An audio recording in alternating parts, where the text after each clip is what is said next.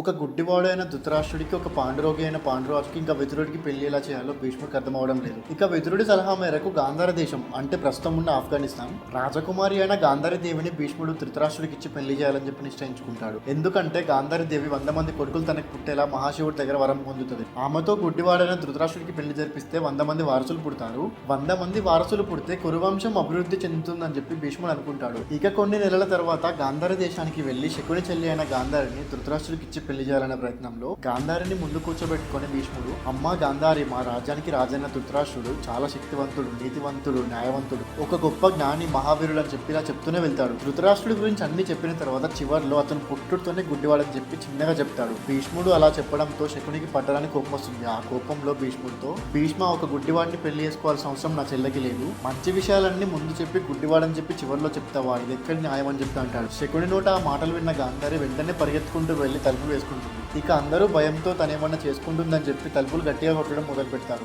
ఆమె తలుపులు తెరవగా అందరూ ఆమెను చూసి ఆశ్చర్యపోతారు. ఎందుకంటే ఆమె కళ్ళకు గంతలు కట్టుకొని ఉంటుంది. అదేంటమ్మా కళ్ళకు గంతలు కట్టుకున్నావని చెప్పి శకుని అడిగాగా, అన్నా నాకు కాబోయే భర్త ఇలా ఉంటాడు అలా ఉండాలని చెప్పి భీష్మాచార్యుల వారు చెప్తుండగానే అతన్ని నా భర్తగా ఊహించుకున్నాను. ఆయన పుట్టుకతోనే అందుడని చెప్పక ముందే నా భర్తగా ఊహించుకున్నాను. కాబట్టి అంత గొప్పవారికి చూపు లేకపోవడం అనేది చాలా చిన్న లోపం మాత్రమే. ఏ లోపం లేని వ్యక్తులు ఈ ప్రపంచంలో ఉండరు. నా భర్తకు లేని చూపు నాకు కూడా వద్దని చెప్పి కళ్ళ గంతలు కట్టుకున్నాను. ఇది నాకు ఇతని పైన ప్రేమకు చిహ్నం అనే శకునితో చెప్పి హస్తినాపురం భీష్ముడితో వెళ్ళడానికి సిద్ధమైంది. ఒకవైపు ధృతరాష్ట్రుడేమో పుట్టుడుతోనే గుడ్డివాడు, మరోవైపు గాంధారి ఏమో కళ్ళ గంతలు కట్టుకొని ఉంది. ఇద్దరూ అలానే ఉంటే హస్తినాపురం పరిస్థితి ఏంటని చెప్పి తన చెల్లెకి తోడుగా తాను కూడా వెళ్తానని చెప్పి శకుని తండ్రి అయిన సబువు దగ్గర శకుని అనుమతి తీసుకొని హస్తినాపురం వెళ్ళడానికి సిద్ధమవుతాడు. ఇక్కడ ఒక నిమిషం శకుని ఎలాంటి వాడు, తన పనుల వెనుక ఉన్న అంతరార్థాన్ని గమనిద్దాం. శకుని చాలా తెలివైన వాడు, లోకజ్ఞానం కలిగిన వాడు. ఆ కాలంలోని రాజకీయ పరిస్థితులు మరియు భవిష్యత్తు గురించి అంచనా వేయగల సమర్థుడు. అంతేకాదు శకుని ధర్మ అధర్మాలు తెలిసిన వాడు. దేన్నైనా సునిశ్చితంగా పరిశీలించి అర్థం చేసుకోగల సమర్థుడు. అదేంటి శకుని కథలో వీలను కదా, నేనేంటి ఇంత గొప్పగా చెప్తున్నాను మీరు అనుకుంటున్నారు కదా.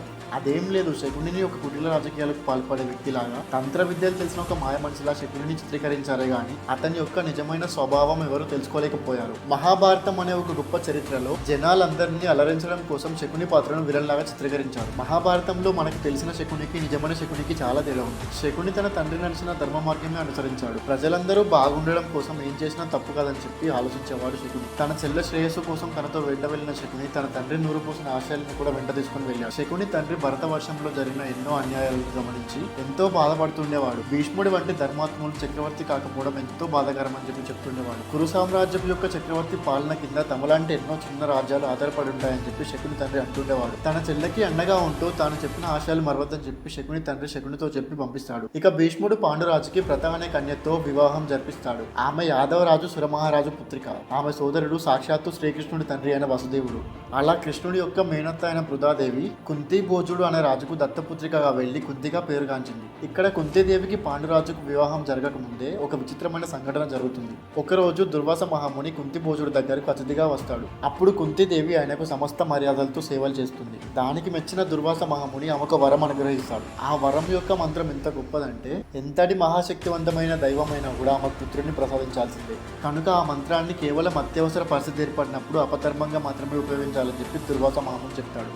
తర్వాత కొన్ని రోజులకు గంగానది ఒడ్డున కుంతీదేవి పూజలు చేస్తూ ఉంటే ఎంతో తేజస్సుతో ఉన్న సూర్య భగవాను చూసి తనకు మహర్షి ఇచ్చిన వరం ఎలా పనిచేస్తుందో తెలుసుకుందామని చెప్పి ఎదురుగా కనిపిస్తున్న సూర్య భగవాను చూసి ఆ మంత్రం పఠిస్తుంది. ఇక సూర్యుడు ప్రత్యక్షమై తదాస్తు నీ కోరిక నెరవేరుగాక అని అంటాడు. ఇలా ఊహించని పరిణామానికి అవాక్కైన కుంతీదేవి, స్వామి నన్ను మన్నించండి, నాకు ఎటువంటి సంతానం వద్దు, నన్ను విడిచి వెళ్ళిపోండి అని చెప్పి వేడుకుంటుంది. కానీ ఆమె జపించిన మంత్ర ప్రభావం వలన కుమారుణ్ణి ప్రసాదించకుండా వెళ్ళలేనని చెప్పి సూర్య భగవాను చెప్తాడు. అప్పుడు కుంతీదేవి, స్వామి నేను ఒక పెళ్లి కాని కన్యను, అవివాహితను, నాకు మీరు పుత్రుడిని ప్రసాదిస్తే రాజవంశంలో నాకు ఎటువంటి అవమానం జరుగుతుంది మీరే ఊహించండి, అటువంటి పరిస్థితి నాకు కలగనివ్వకండి అని చెప్పి కుంతీదేవి ప్రాధేయపడుతుంది. అందుకు సూర్య భగవానుడు, చింతించకమ్మా, నా అంశతో నీకు కొడుకు పుడతాడు, కానీ నీ కన్యత్వానికి ఎటువంటి భంగం వాటిల్లదు, మరియు నీ గర్భధారణ సమయం కూడా చాలాసేపు ఉండదు, అతి కొద్ది సమయంలో కొన్ని నిమిషాల్లో ఒక బిడ్డకు జన్మనిస్తావని చెప్పి సూర్య భగవానుడు బిడ్డను ప్రసాదిస్తూ, చింతించకు కుంతి, నీ కుమారుడు చరిత్రలో నిలిచిపోయే గొప్ప వీరులైతాడు, తరతరాలుగా ప్రజలు గుర్తుంచుకునే ఒక గొప్ప పేరును సాధిస్తాడు,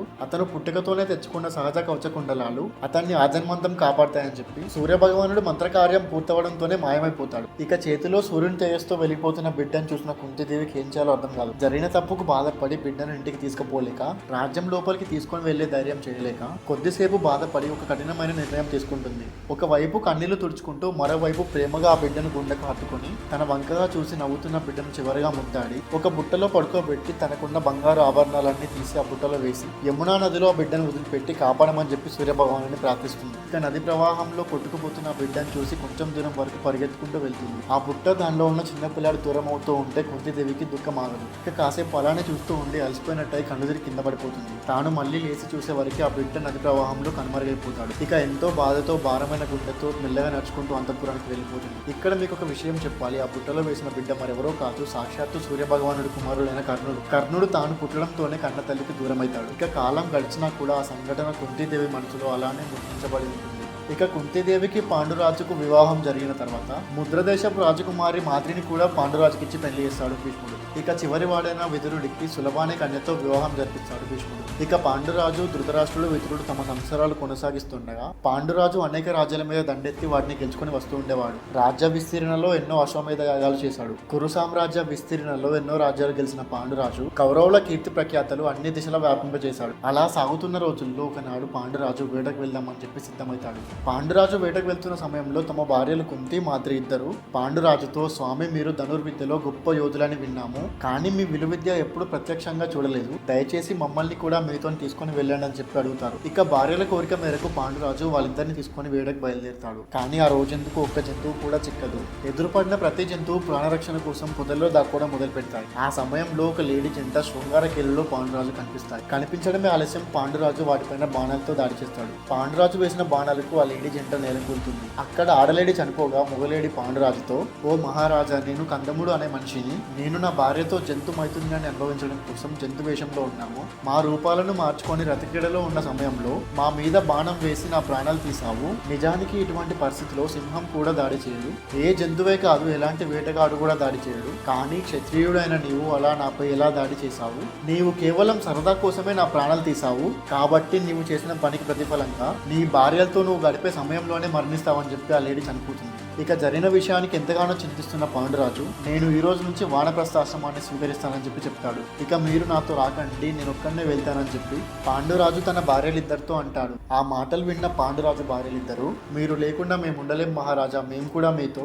వానప్రస్థ దీక్ష తీసుకుంటాము, లేదంటే ఇక్కడే ప్రాణాలు తీసుకుంటామని చెప్పి అంటారు. ఇక వేరే దారి లేక పాండురాజు భార్య సమేతుడై వానప్రస్థాశ్రమం స్వీకరించి అక్కడి నుంచి ఉత్తర దిక్కున ప్రయాణిస్తాడు. ఇక్కడ జరిగిన విషయం తెలుసుకొని హస్తినాపురం వాసులు ఎంతగానో బాధపడతారు. ఇక పాండురాజు తన ప్రయాణం ఉత్తర దిశగా సాగుతూ నాగపర్వతం దాటి వెళ్తుండగా కొందరు దివ్య పురుషులు బ్రహ్మలోకానికి వెళ్తూ పాండురాజు కనిపిస్తారు. ఇక పాండురాజు ఆ దివ్య పురుషులతో తన భార్యలతో కలిసి బ్రహ్మలోకం వస్తానని చెప్పి అంటాడు. దానికి ఆ దివ్య పురుషులు, సంతానం లేని నీవు సృష్టి కార్యాన్ని పూర్తి చేయనందున సృష్టికర్తను దర్శించడానికి అనర్హుడవు అని చెప్పి అంటారు. అయితే అందులో ఒక దివ్య పురుషుడు, నీకు సంతానం లేదని చెప్పి బాధపడద్దు పాండురాజా, నీ జాతకంలో సంతాన యోగం ఉంది, అది ఎలా సాధ్యమవుతుందో అన్వేషించమని చెప్పి బ్రహ్మలోకానికి బయలుదేరుతారు. ఇక పాండురాజు తన భార్యలతో కలవలేడు. కలిస్తే మరణిస్తాడని చెప్పి జింక రూపంలో ఉన్న లేడీ శాపం ఇచ్చింది కదా, మరి పాండురాజుకి సంతానం ఎలా కలుగుతుంది, మరియు పాండవులు ఎలా జన్మిస్తారని చెప్పి మనం నెక్స్ట్ పార్ట్ లో తెలుసుకుందాం. Until then, this is Ashwith signing off. Bye bye for now.